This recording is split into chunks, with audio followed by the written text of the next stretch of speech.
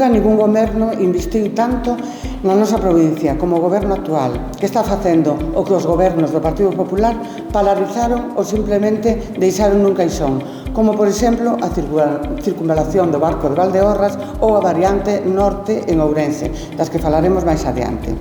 Nos orzamentos para o ano 2024 destínanse 44,2 millóns de euros para inversións en estradas para a provincia de Ourense. No ano 2019 este investimento era de 19 millóns.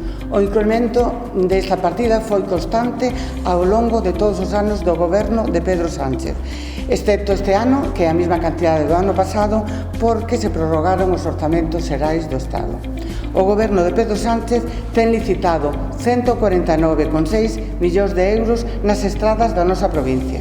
Ademais desta partida de 44,2 millóns de euros, temos 25 millóns máis 13 que se van a licitar próximamente para a conservación de carreteras. Toda vez que outros partidos políticos, nomeadamente o Partido Popular, levan tempo incidindo na necesidade de facer actuacións que eles nunca fixeron nesta provincia. Polo contrario, o Partido Socialista leva feito un esforzo inversor continuado, aumentando de ano en ano e sen precedentes no momento actual.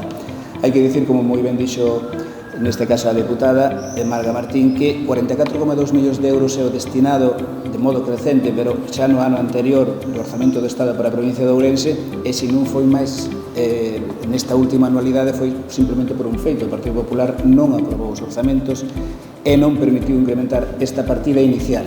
Pese a iso hai que dicir que si se está facendo un esforzo inversor importante máis aló dos propios orzamentos do Estado prorrogados, porque realmente deses 44,2 millóns, realmente o esforzo inversor nesta provincia vai ser de 82,2 millóns de euros.